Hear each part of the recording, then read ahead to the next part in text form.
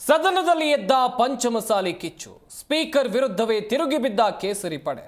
ಪ್ರತಿಪಕ್ಷಗಳ ಮೇಲೆ ಮುಗಿಬಿದ್ದ ಕಾಶಪ್ಪನವರ ಮಾತಿಗೆ ನಿಗಿ ಕೆಂಡವಾದ ಬಿಜೆಪಿ ಶಾಸಕರು.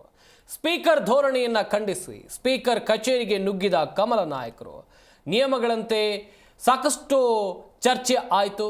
ಇವಿಷ್ಟು ಇಂದಿನ ವಿಧಾನಸಭೆ ಕಲಾಪದಲ್ಲಿ ಕಂಡುಬಂದ ಪ್ರಮುಖ ಹೈಲೈಟ್ಸ್.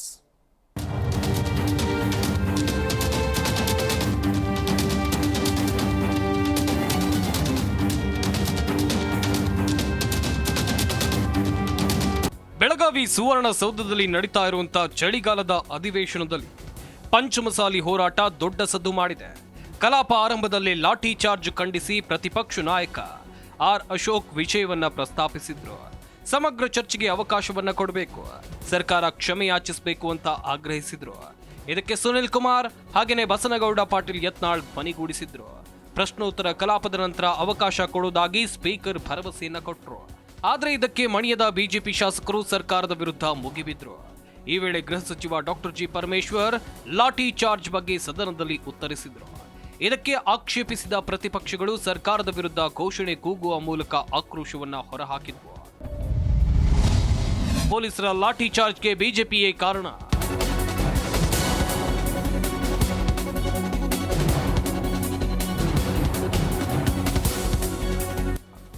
ಭೋಜನದ ಬಳಿಕ ಕಾಂಗ್ರೆಸ್ ಶಾಸಕ ವಿಜಯಾನಂದ ಕಾಶಪ್ಪನವರ ಬಿಜೆಪಿ ವಿರುದ್ಧ ತಿರುಗಿ ಬಿದ್ರು. ಪ್ರತಿಭಟನೆಗೆ ಬಿಜೆಪಿಯವರು ಪ್ರಚೋದನೆ ಮಾಡಿದ್ರು. ಇದು ಬಿಜೆಪಿ ಪ್ರಾಯೋಜಿತ ಪ್ರತಿಭಟನೆ. ಸಿಎಂ ಸಿದ್ದರಾಮಯ್ಯ ಅವರನ್ನ ತುಳಿಯೋಕೆ ಈ ಪ್ಲಾನ್ ಮಾಡಿದ್ದಾರೆ ಅಂತ ಗುಡುಗಿದ್ರು.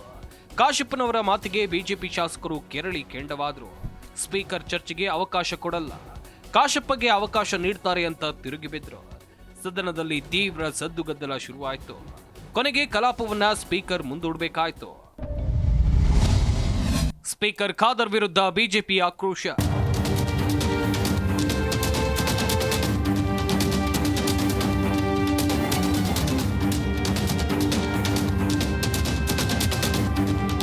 ಇನ್ನು ಸ್ಪೀಕರ್ ಪಕ್ಷಪಾತಿಯಾಗಿ ನಡೆದುಕೊಳ್ತಿದ್ದಾರೆ ಅಂತ ಬಿಜೆಪಿ ಶಾಸಕರು ಅಸಮಾಧಾನಗೊಂಡ್ರು. ಕಲಾಪ ಮುಂದೂಡುತ್ತಲೇ ವಿಧಾನಸಭೆ ಮೊಗಸಾಲೆಯಲ್ಲಿ ಸ್ಪೀಕರ್ ಕಚೇರಿಯತ್ತ ದೌಡಾಯಿಸಿದ್ರು. ಒಳಗಿದ್ದ ಸ್ಪೀಕರ್ ಮೇಲೆ ಮುತ್ತಿಗೆಗೆ ಪ್ರಯತ್ನ ಪಟ್ಟರು. ಪ್ರತಿಪಕ್ಷ ನಾಯಕ ಆರ್ ಅಶೋಕ್, ಸುನಿಲ್ ಕುಮಾರ್, ಅಶ್ವಥ್ ನಾರಾಯಣ್ ಒಳಗೆ ನುಗ್ಗಿ ತರಾಟೆಗೆ ತೆಗೆದುಕೊಂಡ್ರು.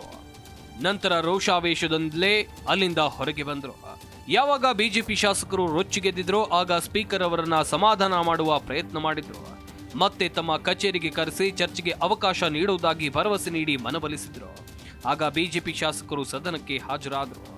ನಾವು ಇವತ್ತು ಸರ್ಕಾರಕ್ಕೆ ಏನು ವಿನಂತಿ ಆಗ್ರಹ ಮಾಡಿದ್ವಿ ಅಂದರೆ, ನಿನ್ನೆ ಏನು ಲಾಠಿ ಚಾರ್ಜ್ ಏನಾಗಿದೆ, ಯಾವ ರೀತಿ ಅಮಾನುಷವಾಗಿ ಇವತ್ತು ಏನು ವರ್ತನೆ ಮಾಡ್ಯಾರ, ಅದರ ಬಗ್ಗೆ ಸರ್ಕಾರ ಹೇಳಿಕೆ ಕೊಡ್ಬೇಕಂತ ಹೇಳಿದ್ದೀವಿ. ಅಲ್ಲಿನ ಸ್ಪೀಕರು ಭಾಳ ಮೈನಾಮೇಷ ಮಾಡಿ ಕೊಟ್ಟ ಮೇಲೆ ಇವತ್ತು ಗೃಹ ಮಂತ್ರಿಗಳು ಏನು ಸ್ಟೇಟ್ಮೆಂಟ್ ಮಾಡಿದ್ರು, ಆ ಸ್ಟೇಟ್ಮೆಂಟಿಗೆ ಸೀಮಿತವಾಗಿಯೇ ಚರ್ಚೆ ಆಗಬೇಕಾಗಿತ್ತು. ಲಾಠಿ ಚಾರ್ಜ್ ಮಾಡುವಂಥದ್ದೇನು ಮಾಡಿದ್ರಲ್ಲ, ಅದಕ್ಕೆ ಸೀಮಿತವಾಗಿಯೇ ವಿರೋಧ ಪಕ್ಷ ನಾಯಕರು ಪ್ರಸ್ತಾವನೆಯನ್ನು ಇವತ್ತಿಟ್ಟಿದ್ದಾರೆ. ಸದನದಲ್ಲಿ ಸದ್ದು ಮಾಡಿದ ಸಿಎಂ ಕುರ್ಚಿ ವಿಚಾರ.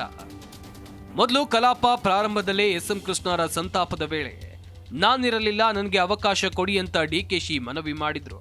ಎಸ್ಎಂ ಕೃಷ್ಣ ಜೊತೆಗಿದ್ದ ಒಡನಾಟ, ಅವರ ಜೊತೆಗಿನ ಸಂಬಂಧ, ರಾಜಕೀಯಕ್ಕೆ ಬಂದ ಸನ್ನಿವೇಶಗಳ ಬಗ್ಗೆ ಡಿಕೆಶಿ ಬೆಳಕು ಚೆಲ್ಲಿದ್ರು. ಜ್ಯೋತಿಷಿಗಳ ಜ್ಯೋತಿಷ್ಯ ತಮಗೆ ಶಾಸಕ ಮಂತ್ರಿಯಾಗುವ ವಿಚಾರದ ಬಗ್ಗೆ ಸದನದ ಗಮನಕ್ಕೆ ತಂದ್ರು.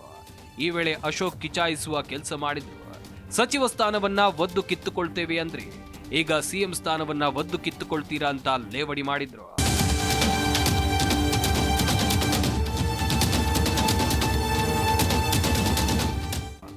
ಒಟ್ನಲ್ಲಿ ಗುರುವಾರ ಕಲಾಪದಲ್ಲಿ ಹಲವು ವಿಷಯಗಳು ಚರ್ಚೆಯಾದವು. ಆದರೆ ಪಂಚಮಸಾಲಿ ಹೋರಾಟದ ವಿಚಾರ, ಲಾಠಿ ಚಾರ್ಜ್ ಸದನದಲ್ಲಿ ದೊಡ್ಡ ಮಟ್ಟದಲ್ಲಿ ಸದ್ದು ಮಾಡಿದ್ವು. ಪದೇ ಪದೇ ಕಲಾಪ ಮುಂದೂಡಿಕೆಗೂ ಕಾರಣವಾಯಿತು. Rachappa Suttur, political bureau, G Kannada news, Bengaluru. G Kannada news ಈಗ ನಿಮ್ಮ ಮನೆಯಲ್ಲೇ ನೋಡಿ. ಎಲ್ಲ ಕೇಬಲ್ಗಳಲ್ಲಿ ಈಗ ಲಭ್ಯ.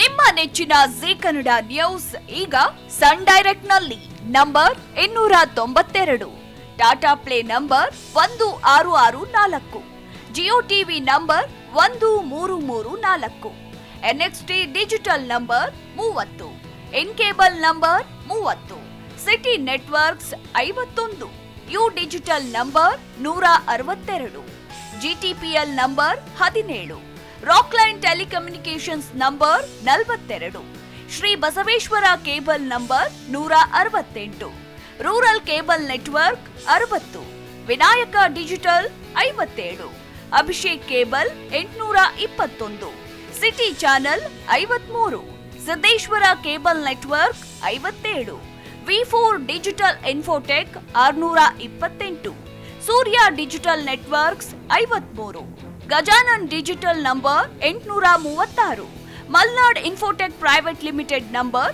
56, Metrocast number 830, Victory Digital number 167ರಲ್ಲಿ ನೋಡಿ ಆನಂದಿಸಿ.